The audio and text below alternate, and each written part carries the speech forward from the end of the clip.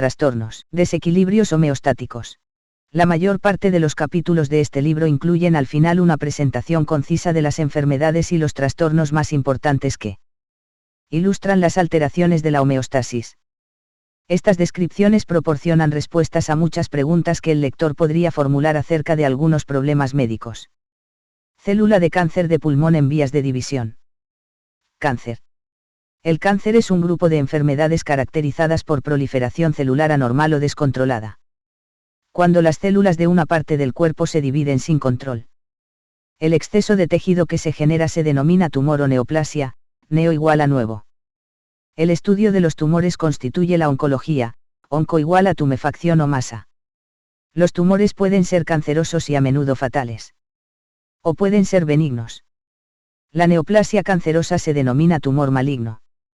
Una propiedad de la mayoría de los tumores malignos es su capacidad de producir metástasis. O sea, la diseminación de las células cancerosas a otras partes del cuerpo. Un tumor benigno es una neoplasia que no metastatiza. A modo de ejemplo se puede mencionar una verruga. La mayoría de los tumores benignos puede resecarse en forma quirúrgica si interfiere con las funciones normales del organismo o si se asocia con implicancias estéticas. Algunos tumores benignos son inoperable y algunas veces fatales. Tipos de cáncer. El nombre de un cáncer se basa en el tipo de tejido a partir del cual se origina. La mayoría de los cánceres que se desarrollan en seres humanos son carcinomas, carquín igual a cáncer y oma igual a tumor. Que son tumores malignos procedentes de las células epiteliales. Por ejemplo, los melanomas, melan igual a negro, son proliferaciones cancerosas de melanocitos. O sea, células epiteliales cutáneas que producen el pigmento melanina. El sarcoma, sarc igual a carne, es un término general para designar a todo cáncer originado en células musculares o tejido conectivo. Por ejemplo, el sarcoma osteogénico, osteo igual a hueso y gen igual a origen. ¿Qué es el tipo más frecuente de cáncer en la infancia? Destruye el tejido óseo normal. La leucemia, LUC igual a blanco y anemia igual a sangre, es un cáncer que se origina en los órganos formadores de sangre y se caracteriza por el crecimiento rápido de leucocitos, glóbulos blancos, anormales. El linfoma es una enfermedad maligna del tejido linfático. Por ejemplo, de los ganglios linfáticos. Crecimiento y diseminación del cáncer. Las células de los tumores malignos se duplican con rapidez y en forma continua. A medida que las células malignas invaden los tejidos que las rodean. En muchas ocasiones estimulan la angiogénesis. Es decir, el desarrollo de nuevas redes de vasos sanguíneos. Las proteínas que estimulan la angiogénesis en los tumores se denominan factores angiogénicos tumorales, FAT. La formación de nuevos vasos sanguíneos puede ser secundaria a la producción excesiva de FAT o a la ausencia de inhibidores naturales de la angiogénesis. El cáncer en vías de crecimiento comienza a competir con los tejidos normales por el espacio y los nutrientes. Por último, el tejido normal disminuye de tamaño y muere. Algunas células malignas se pueden desprender del tumor inicial, primario, e invadir otras cavidades corporales o bien ingresar en la circulación sanguínea o linfática. Circular e invadir otros tejidos del organismo. Donde se establecen tumores secundarios. Las células malignas resisten las defensas antitumorales que el organismo les presenta. El dolor asociado con el cáncer aparece cuando el tumor comprime los nervios. Obstruye el drenaje de las secreciones de un órgano con aumento de la presión o bien como resultado de la muerte de los tejidos y los órganos. Causas de cáncer. Varios factores pueden inducir a una célula normal a perder el control y transformarse en cancerosa. Una de las causas son los agentes ambientales. O sea, sustancias en el aire que respiramos. El agua que bebemos y la comida que ingerimos. El agente químico o radiactivo que produce cáncer se denomina carcinógeno. Los carcinógenos inducen mutaciones. Esto es cambios permanentes en la secuencia de bases del DNA de un gen. La Organización Mundial de la Salud, OMS, estima que los carcinógenos están asociados con el 60-90% de los cánceres humanos. Algunos ejemplos de carcinógenos son los hidrocarburos hallados en el alquitrán del cigarrillo. El gas radón proveniente de la Tierra y la radiación ultravioleta UV de la luz solar. En la actualidad se realizan grandes esfuerzos para investigar los genes causantes de cáncer u oncogenes. Cuando se activan de manera inapropiada. Estos genes tienen la capacidad de transformar una célula normal en una célula cancerosa. Muchos oncogenes derivan de genes normales denominados protooncogenes, que regulan el crecimiento y el desarrollo. Los protooncogenes experimentan algunos cambios que 1. Determinan su expresión inadecuada. 2. Aumentan la síntesis de sus productos o 3. Permiten que se sinteticen en un momento inadecuado. Algunos oncogenes pueden estimular la producción exagerada de factores de crecimiento, o sea, sustancias químicas que estimulan el crecimiento celular. Otros pueden iniciar cambios en los receptores de la superficie celular, de manera que estos envíen señales de la misma forma que si fuesen activados por un factor de crecimiento. Como consecuencia, se altera el patrón de crecimiento de la célula. Los protooncogenes de todas las células cumplen funciones celulares normales hasta que se produce una transformación maligna. Algunos protooncogenes serían activados a oncogenes por mutaciones en las cuales se altera el DNA del protooncogen. Otros protooncogenes se activan tras la reorganización de los cromosomas, con intercambio de segmentos de DNA. Esta reorganización activa a los protooncogenes al ubicarlos próximos a genes que estimulan su actividad. Algunos cánceres tienen origen viral. Los virus son pequeñas partículas de ácidos nucleicos, RNA o DNA, que se pueden reproducir dentro de las células que infectan. Algunos virus, denominados virus oncogénicos, causan cáncer a través de la estimulación anormal de la proliferación celular. Por ejemplo, el virus papiloma humano, HPV, es el causante de casi todos los cánceres del cuello uterino. El virus elabora una proteína que induce a los proteosomas a destruir a la proteína P53, que en condiciones normales suprime la división celular descontrolada. En ausencia de la proteína inhibidora, las células proliferan sin control. Estudios recientes sugieren que ciertos cánceres pueden estar relacionados con la presencia de células con un número anormal de cromosomas. Como resultado, la célula podría tener copias adicionales de oncogenes o muy pocas copias de los genes supresores de tumores, lo cual lleva en ambos casos a la proliferación celular descontrolada. Algunos datos también sugieren que el cáncer puede deberse a la presencia de células madre normales que se transforman en células madre cancerosas, capaces de formar tumores malignos.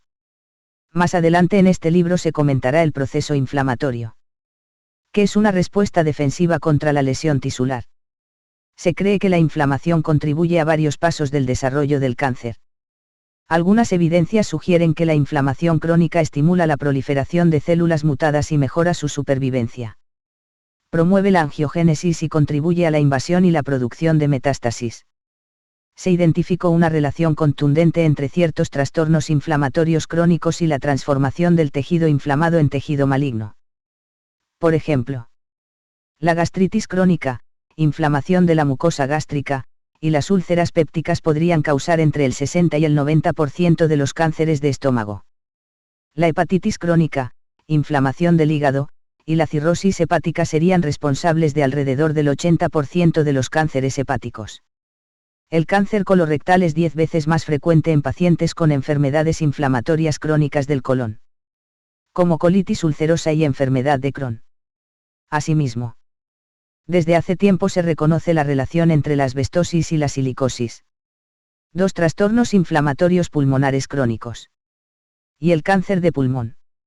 La inflamación crónica también contribuye al desarrollo de artritis reumatoide, enfermedad de Alzheimer, depresión, esquizofrenia, enfermedad cardiovascular y diabetes. Carcinogénesis. Un proceso con múltiples pasos. La carcinogénesis, que es el proceso por el cual se desarrolla el cáncer, comprende múltiples pasos en los cuales se podrían tener que acumular hasta 10 mutaciones en una célula para que se vuelva cancerosa. La progresión de los cambios genéticos que llevan al cáncer se ilustra mejor en el caso del cáncer del colon, colorectal. Estos cánceres, como así también los de pulmón y mama, tardan años o décadas en desarrollarse.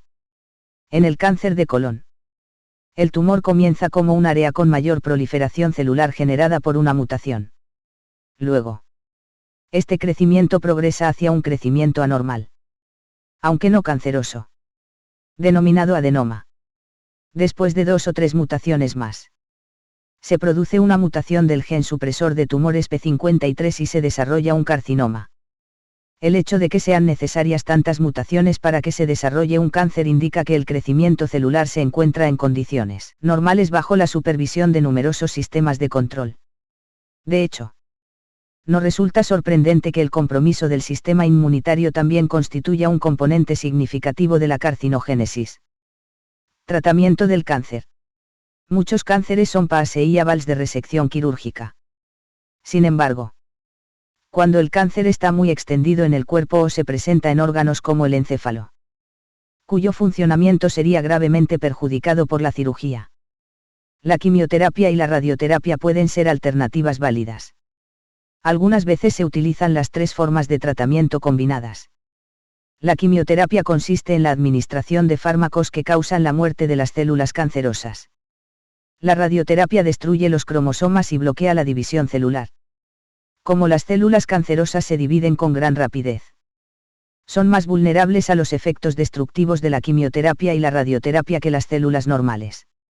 Desafortunadamente para los pacientes, las células de los folículos pilosos, la médula ósea roja y las células del epitelio gastrointestinal también se dividen a gran velocidad.